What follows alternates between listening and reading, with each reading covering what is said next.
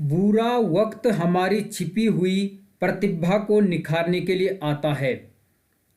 नमस्कार दोस्तों, आज की इस वीडियो में मैं लेकर आया हूँ बुद्धि यानी इंटेलिजेंस से संबंधित 22 मोस्ट इम्पोर्टेंट क्वेश्चन आंसर। आपको मैं सुझाव देता हूँ, आपको मैं एडवाइस करता हूँ कि आप इस वीडियो को लास्ट तक देख लीजिए। इसमें परीक्षा की दृष्टि से अति महत्वपूर्ण प्रश्नों को सम्मिलित किया गया है। आइए शुरू करते हैं आज के इस विशेष अंक को।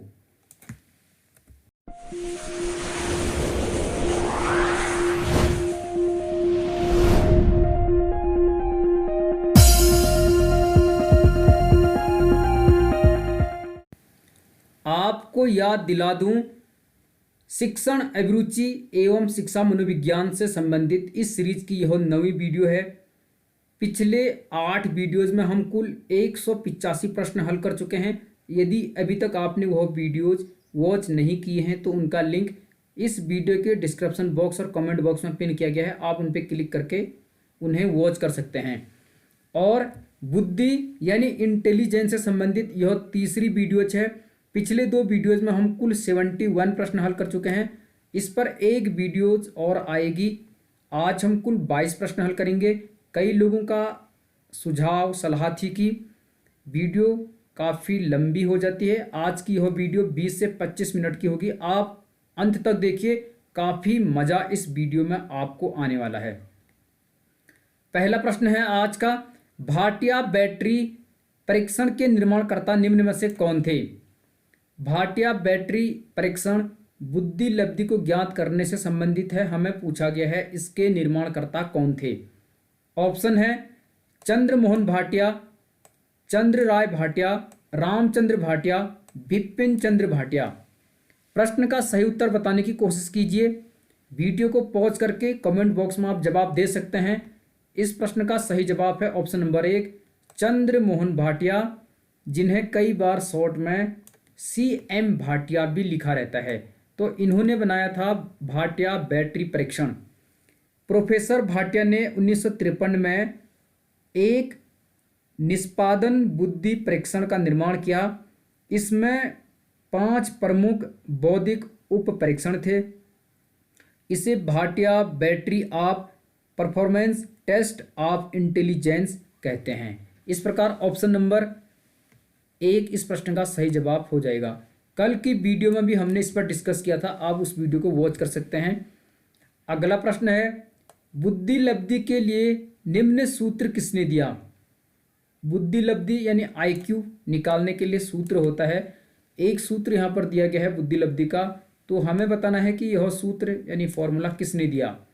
सूत्र क्या है? बुद्धि लब्धि यानी IQ बराबर मानसिक आयु अर्थात मेंटल एज अपॉन वास्तविक आयु, जिसे CA यानी क्रोनोलॉजिकल एज कहते हैं, MA/CA। ठीक है, इस प्रकार से उन्होंने सूत्र को दिया था MA/CA अर्थात mental as upon chronological age, मानसिक आयु अपॉन वास्तविक आयु। यह किसने दिया? टर्मन ने, विलियम स्टर्न ने, अल्फ्रेड बिने ने, साइमन ने। इस प्रश्न का सही जवाब होगा ऑप्शन नंबर 2 विलियम स्टर्न ने। ठीक है, वर्तमान में बुद्धि लब्धि का जो सूत्र है उसके आगे इनटू 100 भी होता है, यानी गुणा 100 होता है। लेकिन सबसे पहले विलियम स्टर्न ने बुद्धि लब्धि अर्थात IQ का जो सूत्र दिया वह दिया था मानसिक आयु अपॉन वास्तविक आयु, यानी MA/CA। इसमें उन्होंने 100 नहीं दिया था, यह बाद में जोड़ा गया, उस पर हम आगे डिस्कस करेंगे। इस प्रश्न का सही उत्तर होगा ऑप्शन नंबर 2 विलियम स्टर्न। काफ़ी महत्वपूर्ण प्रश्न है, ध्यान में रख लीजिए। अगला प्रश्न है, निम्न में कौन सा परीक्षण बुद्धि परीक्षण से संबंधित नहीं है? प्रश्न में क्या पूछा गया है? नहीं है। तो यहाँ पर 4 परीक्षण दिए गए हैं। हमें बताना है कि इनमें से बुद्धि परीक्षण कौन सा नहीं है, अर्थात जिससे IQ की जांच नहीं की जाती। पोर्टियस भूल भुलैया टेस्ट, यह बुद्धि से संबंधित है। वेस्लर वेल्यूप बुद्धि टेस्ट, यह भी बुद्धि से संबंधित है। आर्मी बीटा टेस्ट भी बुद्धि से ही संबंधित है। कल हमने इन पर अच्छे से डिस्कस किया था कि कौन सा टेस्ट किस श्रेणी में आता है, व्यक्तिगत में या सामूहिक में, शाब्दिक या अशाब्दिक, वाचिक या अवाचिक किस में आता है, कल डिस्कस किया था। क्रियात्मक है या वाचिक है, हमने कल अच्छे से समझा था। प्रश्न का सही उत्तर है ऑप्शन नंबर 4, स्याही धब्बा टेस्ट। ठीक है, इंक ब्लॉक जो टेस्ट है यह संबंधित है व्यक्तित्व से। ऑप्शन नंबर 4 जो स्याही धब्बा टेस्ट है यह पर्सनैलिटी यानी व्यक्तित्व से संबंधित है। बाकी ऊपर के जो 3 टेस्ट हैं यह आईक्यू यानी बुद्धि परीक्षण से संबंधित हैं, आप ध्यान में रख लीजिए। व्यक्तित्व पर हम ऑलरेडी वीडियो अपलोड कर चुके हैं, आप उसे वॉच कर सकते हैं। अगला प्रश्न है, आर्मी बीटा परीक्षण संबंधित है। आर्मी बीटा परीक्षण, इस पर भी कल हमने अच्छे से विचार किया। ऑप्शन है वैयक्तिक शाब्दिक बुद्धि परीक्षण, वैयक्तिक अशाब्दिक बुद्धि परीक्षण, सामूहिक शाब्दिक बुद्धि परीक्षण या सामूहिक अशाब्दिक बुद्धि परीक्षण। सही जवाब को क्लिक करना है। इस प्रश्न का सही जवाब होगा ऑप्शन नंबर 4, सामूहिक अशाब्दिक बुद्धि परीक्षण। सामूहिक यानी जिसमें 2 या 2 से अधिक व्यक्तियों का एक साथ आईक्यू जांचा जा सकता है। अशाब्दिक यानी जो भाषाई नहीं है, वाचिक नहीं है, शाब्दिक नहीं है, जिसका प्रयोग अनपढ़ या निरक्षर लोगों की आईक्यू की जांच करने के लिए किया जाता है। तो आर्मी बीटा परीक्षण संबंधित है सामूहिक अशाब्दिक बुद्धि परीक्षण से। कल की वीडियो में हमने इस पर अच्छे से डिस्कस किया था कौन सा टेस्ट किस श्रेणी में आता है, आप उसे वॉच कर सकते हैं, अपने सारे डाउट्स को दूर कर सकते हैं। उसका लिंक वीडियो के डिस्क्रिप्शन बॉक्स और कमेंट बॉक्स में पिन किया गया है। यहां पर पूछा गया है आर्मी अल्फा परीक्षण संबंधित है। अभी हमने जाना बीटा, लेकिन अब क्या है आर्मी अल्फा परीक्षण। वहां पर क्या था आर्मी बीटा परीक्षण। तो यह हमें बताना है कि आर्मी अल्फा परीक्षण किससे संबंधित है। वैयक्तिक शाब्दिक बुद्धि परीक्षण, वैयक्तिक अशाब्दिक बुद्धि परीक्षण, सामूहिक शाब्दिक बुद्धि परीक्षण या सामूहिक अशाब्दिक बुद्धि परीक्षण। प्रश्न का सही जवाब होगा ऑप्शन नंबर 3, सामूहिक शाब्दिक बुद्धि परीक्षण। तो आप ध्यान में रखना जो आर्मी अल्फा परीक्षण है, अगर यहाँ पर आर्मी अल्फा लिखा होगा अल्फा, तो यह है सामूहिक शाब्दिक, शाब्दिक है ये। ठीक है, और यदि यहाँ पर बीटा लिखा होगा तो वह हो जाएगा अशाब्दिक। सामूहिक होंगे दोनों, लेकिन एक है शाब्दिक एक है अशाब्दिक। आप अच्छे से ध्यान में रख लीजिए, इस प्रकार के प्रश्न कई बार पूछे जाते हैं। अपने डाउट्स को दूर कीजिए और इस टॉपिक पर अपनी मजबूत पकड़ बनाइए। अगला प्रश्न है, ज्ञान अर्जन करने की क्षमता है। ज्ञान को अर्जित करने की क्षमता क्या कहलाती है। व्यक्तित्व नहीं, अधिगम नहीं, अभिप्रेरणा भी नहीं, बल्कि क्या कहते हैं बुद्धि यानी आईक्यू। आप इसे ध्यान में रख लीजिए। तो ज्ञान अर्जन करने की क्षमता ही क्या है, बुद्धि है यानी इंटेलिजेंस है। समझ लीजिए प्रश्न को, उसकी भाषा शब्दावली को अच्छे से। यहां पर पूछा गया है निम्न में से सबसे पहले बुद्धि शब्द प्रयोग किसने किया था। सबसे पहले इंटेलिजेंस यानी बुद्धि शब्द का प्रयोग किसने किया था इन 4 विकल्पों में से। सही उत्तर को बताने की कोशिश कीजिए। अल्फ्रेड बिने इन्होंने तो नहीं किया, टर्मन ने भी नहीं किया था, स्टर्न ने भी नहीं किया था, बल्कि यह यूज किया था फ्रांसिस गाल्टन ने। लगभग 1885 की बात है। फ्रांसिस गाल्टन ने सबसे पहले बुद्धि शब्द का प्रयोग किया था, इसे आप ध्यान में रख लीजिए। कई बार इस प्रकार का प्रश्न पूछा जाता है। 1885 में इन्होंने इस शब्द का सबसे पहले प्रयोग किया था। ठीक है, मुझे लगता है समझ चुके होंगे। प्रश्न का सही उत्तर है ऑप्शन नंबर 4, फ्रांसिस गाल्टन। यहां पर क्या पूछा गया है, प्रश्नों को पढ़िए, वीडियो को पॉज करके जवाब देने की कोशिश कीजिए। शाब्दिक व गणित संकेतों को समझने वाली बुद्धि, यानी शाब्दिक व गणित संकेतों को समझने वाले व्यक्ति की बुद्धि थॉर्नडाइक के अनुसार है। ऐसा व्यक्ति जो शब्दों को और गणित के संकेतों को समझ सकता है, इस प्रकार के जो व्यक्ति होते हैं उनकी बुद्धि को थॉर्नडाइक ने क्या कहा, मूर्त बुद्धि, अमूर्त बुद्धि, सामाजिक बुद्धि या राजनीतिक बुद्धि। यदि आपको जवाब आता है तो आप अवश्य ही प्रश्न का जवाब दीजिए। सही उत्तर है ऑप्शन नंबर 2, अमूर्त बुद्धि। ठीक है, थॉर्नडाइक के अनुसार शाब्दिक व गणित संकेतों को समझने वाले व्यक्ति की बुद्धि कैसी होती है? अमूर्त होती है। और बुद्धि वास्तव में कैसी है? अमूर्त है। बुद्धि को आप देख नहीं सकते, बशर्ते उसे माप सकते हैं बुद्धि टेस्ट से, लेकिन देख नहीं सकते। अगला प्रश्न है, बुद्धि को प्रभावित करने वाले कारकों में सबसे अधिक प्रभाव किसका पड़ता है? बुद्धि को प्रभावित करने वाले कई फैक्टर हैं, कई कारक हैं जिनसे बुद्धि यानी आईक्यू प्रभावित होता है। तो इन 4 विकल्पों में से बताना है कि इनमें कौन सा ऐसा है जिससे बुद्धि पर सबसे अधिक प्रभाव पड़ता है। प्रश्न में क्या लिखा? सबसे अधिक। आनुवांशिकता, सामाजिकता, व्यवहार या विद्यालय। 4 ऑप्शन है, आपको सही जवाब बताना है। सही उत्तर होगा ऑप्शन नंबर 1 आनुवांशिकता, या कई बार इसे वंशानुक्रम भी लिखा होता है। ऑप्शन नंबर 1 इसका सही उत्तर होगा। आनुवांशिकता का सबसे अधिक प्रभाव पड़ता है बुद्धि पर इन 4 विकल्पों में से, तो ऑप्शन नंबर 1 इसका सही उत्तर होगा। बाकी सामाजिकता, व्यवहार और विद्यालय इनका भी असर पड़ता है, लेकिन आनुवांशिकता या वंशानुक्रम का सबसे अधिक प्रभाव बुद्धि पर पड़ता है। यहां पर पूछा गया है, गिलफोर्ड के अनुसार प्रणाली बुद्धि के किस संप्रदाय से संबंधित है? गिलफोर्ड का नाम सुना है आपने। तो गिलफोर्ड के अनुसार जो प्रणाली है यह बुद्धि के किस संप्रत्यय के अंतर्गत आता है या किस संप्रत्यय से संबंधित है? वस्तु संप्रदाय इससे तो नहीं है,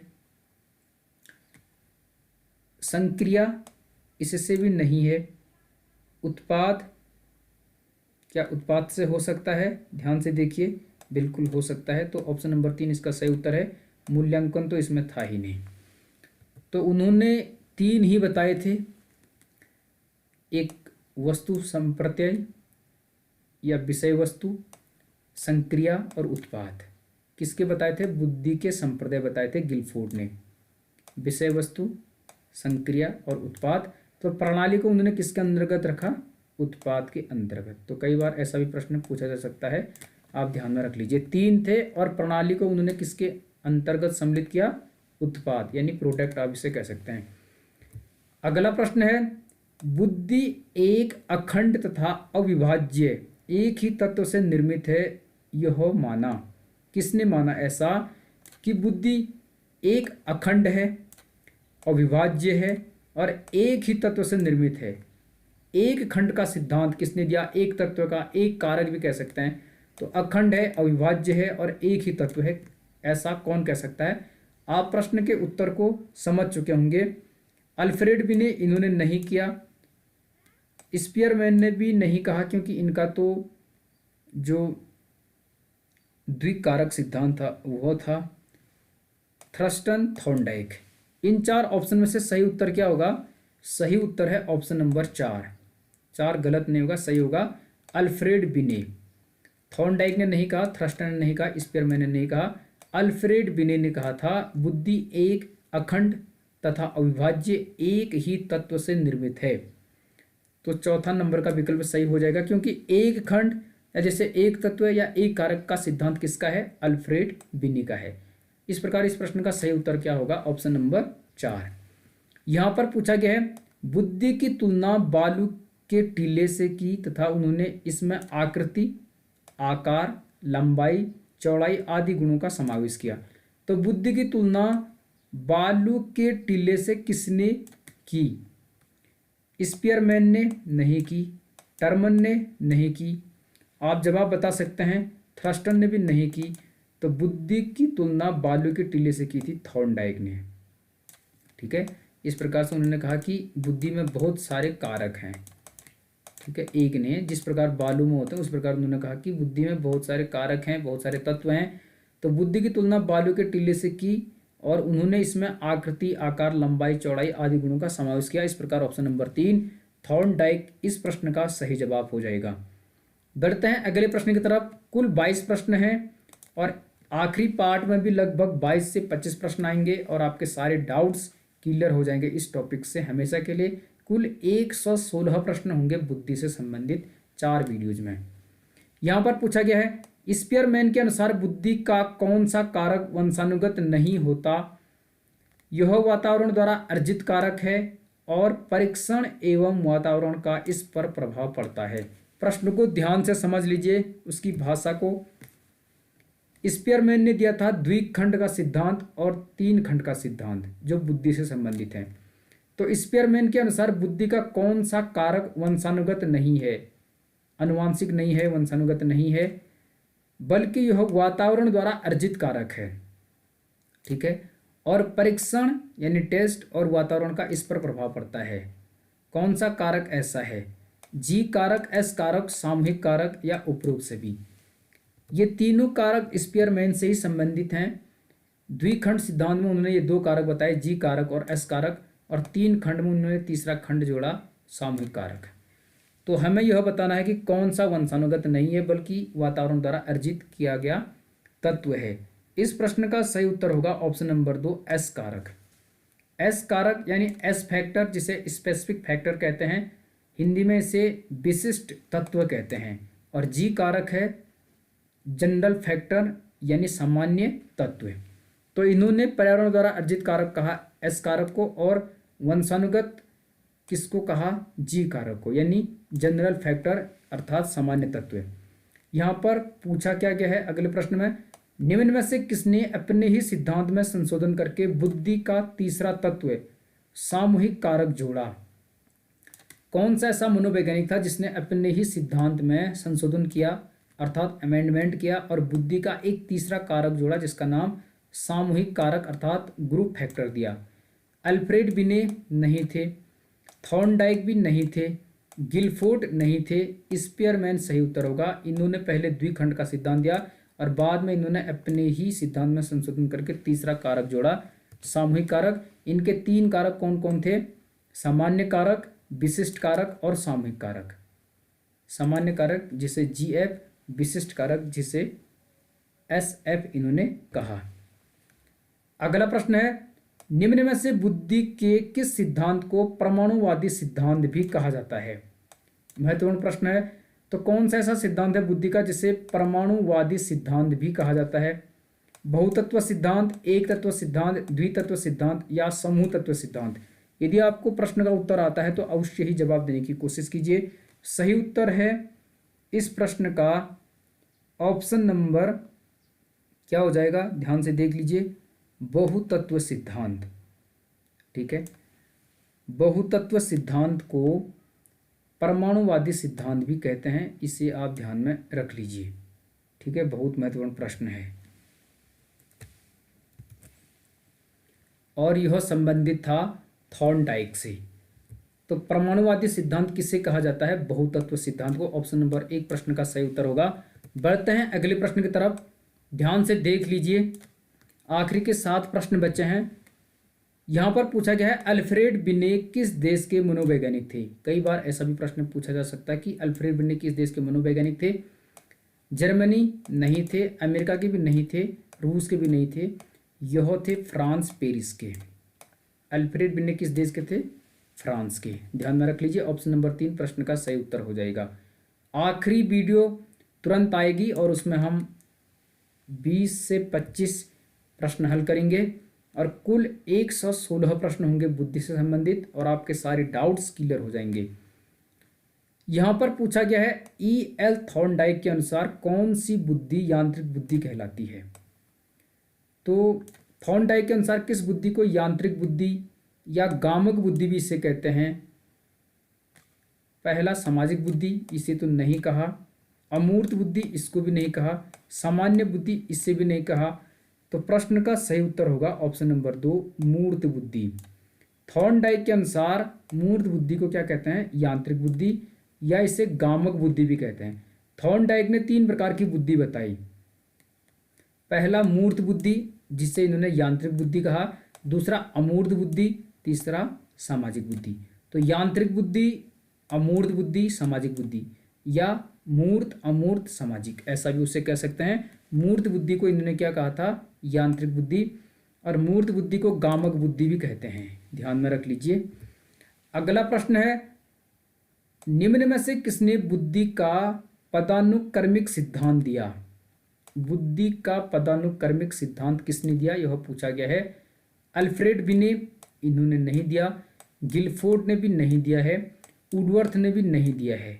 तो प्रश्न का सही उत्तर क्या होगा? ऑप्शन नंबर 4 सिरिल बर्ट एवं वर्नन।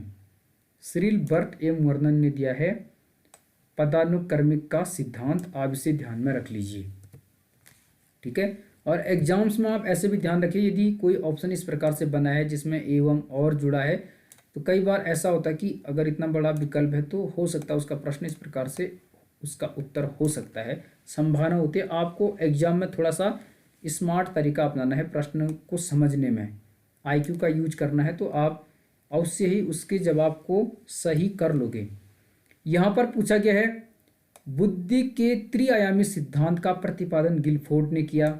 बिल्कुल सही, गिलफोर्ड ने बुद्धि का त्रिआयामी सिद्धांत दिया, जिसे त्रिविमीय सिद्धांत, त्रिआयामी सिद्धांत या बुद्धि का संरचना सिद्धांत भी कहते हैं। इस सिद्धांत के अनुसार 3 कारक बुद्धि को मापते हैं, इसीलिए इसे क्या कहते हैं? त्रिआयामी या त्रिविमीय। निम्न में से कौन सा कारक 3 कारकों में नहीं है? ध्यान से प्रश्न को समझ लीजिए। बुद्धि के त्रिआयामी सिद्धांत का प्रतिपादन गिलफोर्ड ने किया। इस सिद्धांत के अनुसार 3 कारक क्या करते हैं? बुद्धि का मापन। तो निम्न में से कौन सा कारक 3 कारकों में नहीं है? विषय वस्तु इसमें था, संक्रिया इसमें था, उत्पाद इसमें था, लेकिन ऑप्शन नंबर 4 प्रोत्साहन इसमें नहीं था। अभी पिछले एक प्रश्न में हमने डिस्कस किया था प्रेरणा, तो प्रेरणा किसके अंदर था? उत्पाद के अंतर्गत। प्रणाली था, प्रेरणा नहीं प्रणाली। तो सिस्टम यानी प्रणाली उन्होंने उत्पाद के अंतर्गत रखा था, ये आप ध्यान में रख लीजिए। तो विषय वस्तु, संक्रिया और उत्पाद, ये उन्होंने दिए थे 3 कारक, और उत्पाद के अंतर्गत उन्होंने किसको सम्मिलित किया गया था? प्रणाली को यानी सिस्टम को। अगला प्रश्न है बहुबुद्धि सिद्धांत का प्रतिपादन गार्डनर ने किया था। निम्न में से कौन सा बुद्धि का प्रकार बहुबुद्धि कारक से संबंधित नहीं है? प्रश्न को ध्यान से समझ लो, नहीं है। पूरा प्रश्न पढ़ना है अंत तक और उसको समझना है। तो बहुबुद्धि का सिद्धांत का प्रतिपादन गार्डनर ने किया। इनमें से कौन सा बुद्धि का प्रकार बहुबुद्धि कारक से संबंधित नहीं है? यह हमें पूछा गया है। अंतः वैयक्तिक बुद्धि, यह तो उसमें था। प्राकृतिक बुद्धि या प्रकृतिवादी बुद्धि, यह भी था। अस्तित्ववादी बुद्धि, यह भी था। लेकिन समूहिकात्मक बुद्धि उसके अंतर्गत नहीं था। यही इसका जवाब होगा, क्योंकि प्रश्न में पूछा गया है नहीं है, ठीक है। समूहिकात्मक बुद्धि इसका जवाब होगा ऑप्शन नंबर 2। अंतः वैयक्तिक बुद्धि, प्रकृतिवादी बुद्धि, अस्तित्ववादी बुद्धि उसके अंतर्गत था। आखिर के 2 प्रश्न बचे हैं आज की इस वीडियो में। यहाँ पर पूछा गया है बुद्धि का समूह सिद्धांत किसने दिया है? बुद्धि का समूह सिद्धांत स्पीयरमैन इन्होंने नहीं दिया, इन्होंने 2 खंड और 3 खंड का सिद्धांत दिया था, आप जानते हैं। अल्फ्रेड बिने ने 1 खंड का दिया, बुद्धि को अखंड, अविभाज्य, एक ही तत्व से निर्मित बताया। जर्मनी के ना होके यह फ्रांस के थे, पेरिस के थे, इस पर हम डिस्कस कर चुके हैं। थर्स्टन क्या इसका जवाब होगा? थॉर्नडाइक भी इसका उत्तर नहीं है। थॉर्नडाइक ने बुद्धि के 3 प्रकार बताए, मूर्त, अमूर्त और सामाजिक। मूर्त को क्या कहा? यांत्रिक। थर्स्टन इसका सही उत्तर हो जाएगा। बुद्धि का समूह सिद्धांत किसने दिया था? थर्स्टन ने। तो इस प्रश्न का सही उत्तर है ऑप्शन नंबर 3, ध्यान में रख लीजिए। आज का आखिरी प्रश्न ये रहा आपकी स्क्रीन पर, और इसके बाद के प्रश्न तुरंत अगली वीडियो में दिए जाएंगे, और कुल 116 प्रश्न बुद्धि से संबंधित हो जाएंगे। वीडियो का साइज अधिक होने के कारण इसमें हम कुल 22 प्रश्न हल कर रहे हैं। आप ध्यान से वीडियो को वॉच कर लीजिए। आखिरी प्रश्न है आज का, डेनियल गोलमैन ने भावनात्मक बुद्धि के कितने प्रकार बताए? किसने? डेनियल गोलमैन ने भावनात्मक बुद्धि के कितने प्रकार बताए? 4, 5, 7 या 6? प्रश्न का सही जवाब आप यहीं पर समझ चुके होंगे, क्योंकि यहाँ पर 5 मैंने लिखे हैं, तो यही हैं वो। इस प्रकार इस प्रश्न का सही जवाब है ऑप्शन नंबर 2, 5। डेनियल गोलमैन ने भावनात्मक बुद्धि के 5 प्रकार बताए थे। पहला था स्व जागरूकता, दूसरा था सामाजिक जागरूकता, तीसरा स्वनियमन, चौथा आत्म अभिप्रेरणा, पांचवा सहानुभूति या जिसे संवेदना भी कहते हैं। तो ये 5 थे, आप ध्यान में रख लीजिए। स्व जागरूकता, सामाजिक जागरूकता, स्वनियमन, आत्म अभिप्रेरणा, सहानुभूति या संवेदना, तो 5 थे। इस प्रकार आज हमने कुल 22 प्रश्न हल किए हैं। काफ़ी इम्पोर्टेंट प्रश्न थे और आपके लिए ये वीडियो काफ़ी हेल्पफुल रही होगी। यदि आपने वीडियो पूरी देख ली है तो आप बताइए कि बुद्धि लब्धि का सूत्र किसने दिया। सबसे पहले बुद्धि लब्धि का सूत्र किसने दिया? जिसने बुद्धि का सूत्र बताया था मानसिक बुद्धि अपॉन वास्तविक बुद्धि। मानसिक बुद्धि न कह के मानसिक आयु बटे वास्तविक आयु कहेंगे। MA/CA, mental as upon chronological age. इस प्रश्न का उत्तर अवश्य दीजिए। मिलते हैं अगली वीडियो में, जो कि बुद्धि से संबंधित आखिरी वीडियो होगी, तुरंत अपलोड होगी। तब तक के लिए आपका बहुत बहुत आभार, बहुत बहुत शुक्रिया। खुश रहो, मस्त रहो और अपने मुकाम को हासिल करने के लिए जी तोड़ मेहनत कीजिए। अपने त्याग, अपने समर्पण, अपने दृढ़ संकल्प, इच्छा शक्ति से और सफलता प्राप्त कीजिए। Thank you.